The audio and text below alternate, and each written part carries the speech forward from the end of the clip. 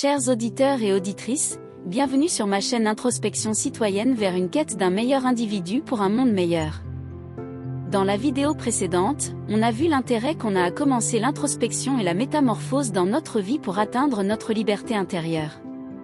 Aujourd'hui, nous allons définir cette dernière, voir pourquoi nous l'avons perdue et quelles sont les pistes à explorer pour apprendre à la retrouver. La liberté intérieure, qu'on veut atteindre par notre introspection, est un état de paix et de sérénité stable, quelles que soient les circonstances externes, qui nous procure une autonomie psychique.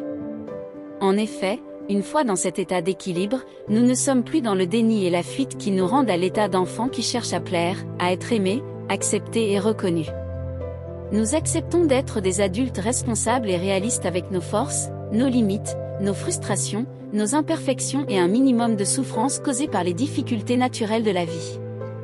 La liberté intérieure est sous l'emprise des mécanismes de notre cerveau qui sont le pouvoir de nos pensées, de nos émotions, de nos habitudes, de nos croyances et de nos conditionnements.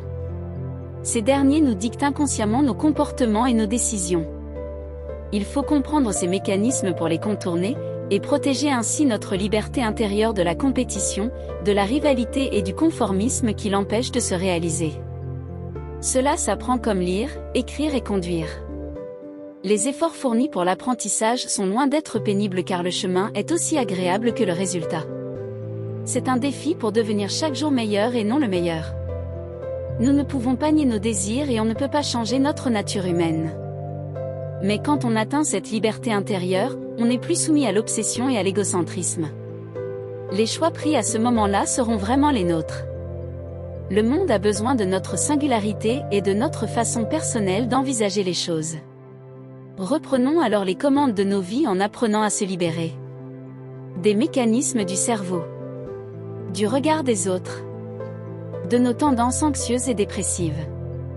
De nos peurs et nos traumatismes. De la dépendance affective.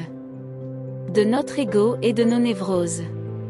De l'égarement, de la procrastination et de l'acrasie. Il faut du courage pour décider de se libérer de sa zone de confort, quand elle devient inconfortable, et d'aller vers ce qui nous paraît juste, ce qui correspond à nos valeurs, ce qui nous convient, ce qui est important pour nous. C'est dur de le faire d'un seul coup. Faisons-le alors petit à petit. Et si nous commencions maintenant ?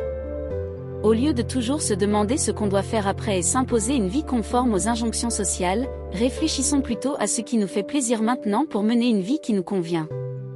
Dans la prochaine vidéo, nous essayerons de comprendre les mécanismes du cerveau cités précédemment. Comme outil du jour, je vous propose la gratitude vis-à-vis de Dieu qui nous aide à apprécier notre vie telle qu'elle est, avec ce que nous sommes et ce que nous avons, au lieu de penser constamment à ce qui nous manque. Lorsqu'on s'habitue à être satisfait de ce qu'on a, on finit par mettre fin à la jalousie et à l'envie. Si vous voulez continuer cette exploration avec moi, cliquez sur le bouton s'abonner et activez la cloche pour recevoir les notifications des prochaines vidéos.